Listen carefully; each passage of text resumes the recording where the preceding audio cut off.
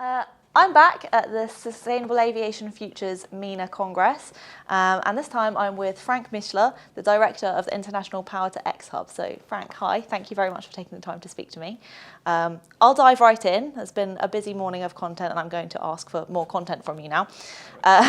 What do you see as the most significant challenges facing the upscaling of PTL and eFuels and therefore adoption by the industry? Well, thanks, Rose, to be here. It's wonderful. And it's such a rich conference. It's wonderful. And just two data that stuck in my mind from the last panel. The current production of sustainable aviation fuel in the world is 300 million barrels. And we need 400 billion by 2050. So I don't know that's a magnitude of 1,000 or what. It's a huge gap.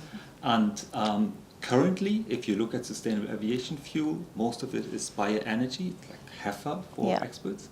But this will bring us like 10% of the demand. So the rest has to be eFuels. So basically, turn renewable energy into a molecule, into kerosene, very easy spoken. And sun, there is abundant here in Dubai, and wind in many other countries. But the really critical issue is the carbon source. So sustainable carbon is my answer to your question that we really have to find a solution to. Excellent, thank you. And you've mentioned something that leads me into my next question nicely as well, which is natural resources. So lots of different regions have, as you say, disparity in what natural resources are available to them for producing PTL and eFuels. What do you think is needed to ensure there is global equitable access to PTL and eFuels? Yeah. So the industry wants to get to net zero by 2050. That's 26 years from now, so it's tomorrow. And because currently you see projects in the EU, in the US, and then here and there a little bit, but not across the globe.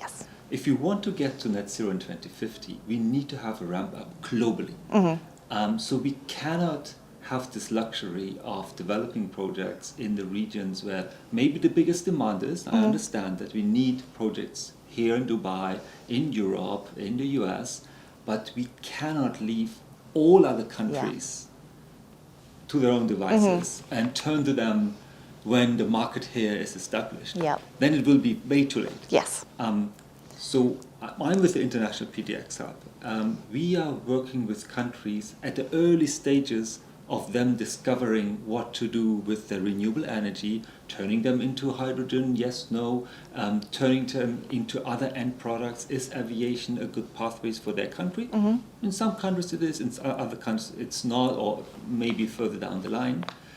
And those countries that have superb conditions, but for one reason or the other are right now not the spot where investors flock for SAF production, we need to prepare the ground so that in, say, 5 years, 7 years from now, there's a solid base to then build the sector. Yes, I think that's great, thank you. I think we heard a presentation earlier where it was spoken about that they had a real challenge sourcing SAF even in the region and had to end up sourcing it from Italy, which is obviously quite a distance. So yes, making sure there's global access I think is really important. Thank you. So then one last question for you. It'd be great to hear a little bit more about why you like to participate in Sustainable Aviation Futures events, this one in particular, and how that ties into the rest of your role. Yeah. So we at the PTX Hub, we work on many sectors, but aviation and shipping are the sectors that we focus in the most, because that are the hardest to abate, and the solution is difficult. So we wouldn't discuss so much about aviation here if the solution was right in front of us. So you need many stakeholders, you have to bring them together and find solutions.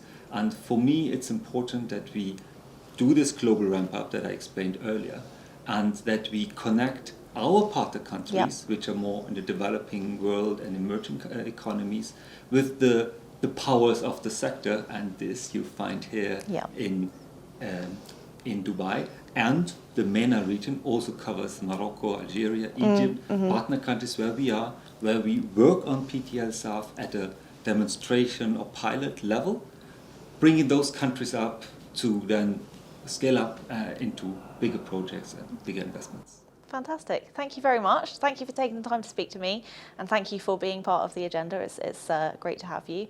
I will let you go now and enjoy the rest of the day and tomorrow.